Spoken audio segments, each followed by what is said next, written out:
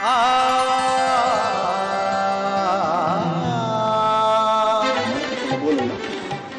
बोला मला पिक्चर करायचं, कोण काम करणार पिक्चर मध्ये?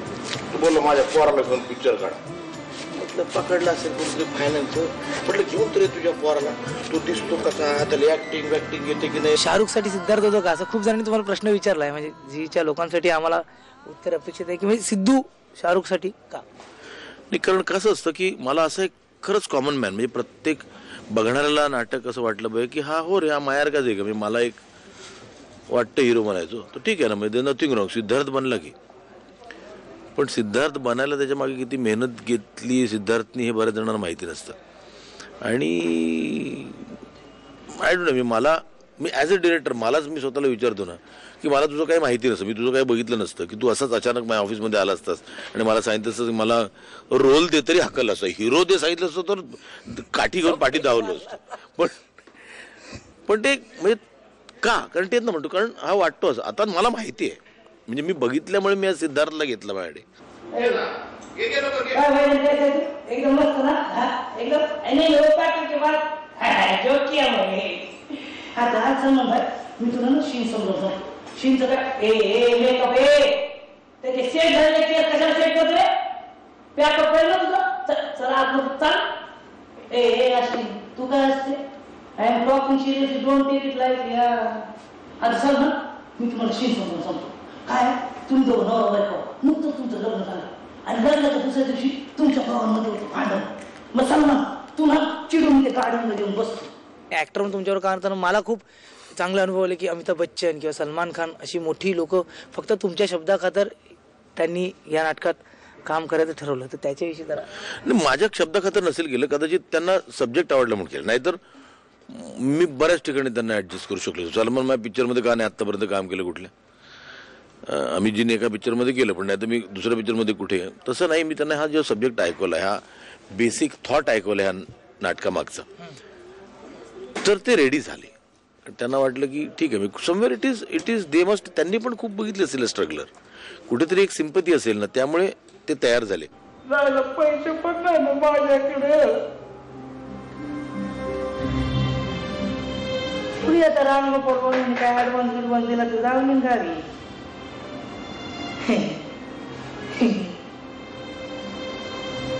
मी जेव्हा सुपरस्टार बनायला आलो ना, तेव्हा मी संगीला विचारलं, संगे मी उद्या सुपरस्टार झाल्यावर तुझ्यासाठी काय अनुभव.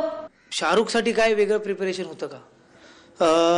वेगळं खरं तर नव्हतं. माझं हे अगदी मी यापूर्वी फक्त अगदी मोजकी 2-3 नाटकं केली आहेत, त्यामुळे नाटकाच्या म्युझिकच्या संदर्भात माझा तसा अनुभव फारच कमी आहे. पण महेश दादाबरोबर इतके सतत मागचे काही वर्ष काम करत असल्यामुळे त्याचा विचार करण्याची पद्धत किंवा त्याचा पॅटर्न माहिती आहे. अतिशय मजा आली काम करताना. आणि तुमची सगळ्यांची रिहर्सल बघत असताना अजून काही काही गोष्टी त्याच्यातून निघत गेल्या आणि फार गमतीशीर आणि फार मजेशीर अनुभव होता माझ्यासाठी. फारच मजा आली.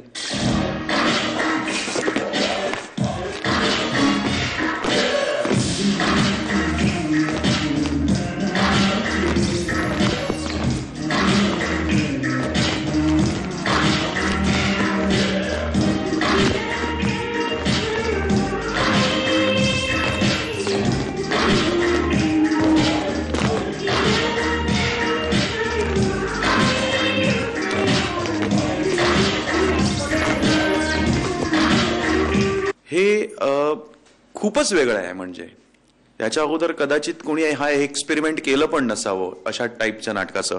आणि ते धाडस मला वाटतं लोकांना बघायला मिळणार आहे. नवीन वर्षाचे एक मेजवानी म्हणा, ती लोकांना बघायला मिळणार आहे. आणि त्या नाटकात आपला एक खारीचा छोटासा वाटा आणि माझा डेब्यू, म्हणजे त्या निमित्ताने. आणि मी खूप एक्साइटमेंट होतो की माझं नेहमी कसं असं की असे हे करायचं, तसं ते करायचं. पण इथे कसं आहे तसं नाही आहे. विषयाला अनुरूप नाटकाच्या त्या स्क्रीन प्लेला लागून सगळी गाणी आहेत.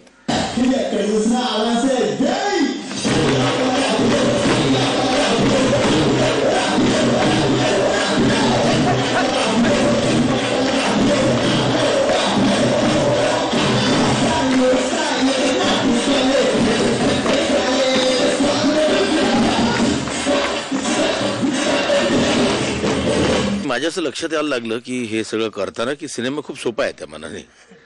नाटक इज अ डिफिकल्ट मीडियम. म्हणजे कसं आहे की सिनेमात तुम्हाला देर इज ऑलवेज चान्स. तुम्हाला 10 वेळा रिशूटिंग करू शकता, परत कट करू शकता, परत बरं बॅकग्राऊंड लावायचं तुम्हाला माहिती आहे इथपासून इथपर्यंत बॅकग्राऊंड लावायचं आहे. नाटकाचं बॅकग्राऊंड करताना ना टेन्शन यायला लागलं, कारण कसं ॲज अन ॲक्टर तू आज तुझा स्पीड काय लागतो, उद्या तुझा स्पीड काय लागतो ते कळत नाही, किंवा आज ऑडियन्सची मध्ये रिॲक्शन आली त्यामुळे एखादा सीन ताणला तर आपलं म्युझिक कमी पडेल.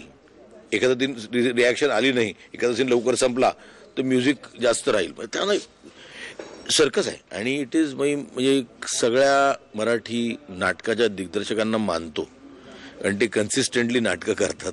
पण महाराज हा डोक्याला टिका कशा पाय लावला? अरे त्या दिवशी शाहरुख बरोबर आपण कुठे गेलतो? महालक्ष्मीच्या मंदिरात. आणि तिथं काय चालू होतं? एक मस्त भजन सुरू होता. वाजव रे.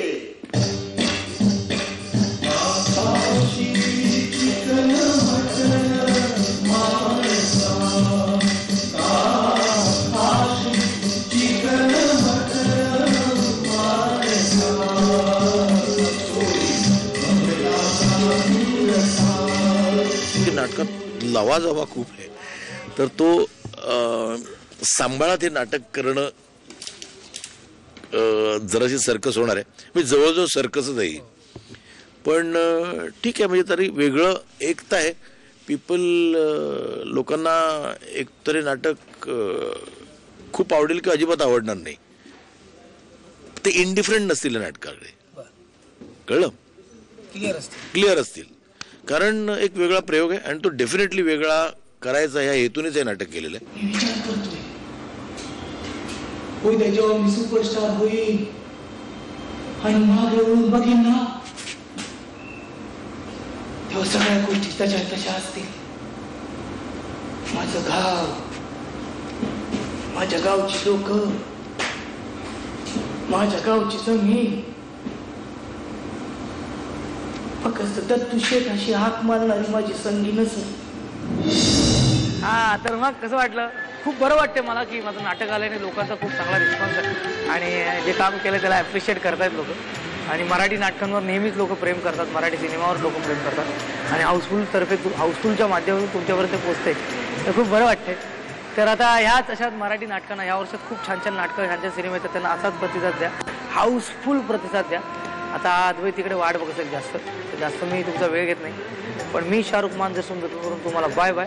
आणि तुम्ही जाता अद्वैतकडे, कारण अद्वैत ॲक्च्युअल अँकर आहे या शोचा.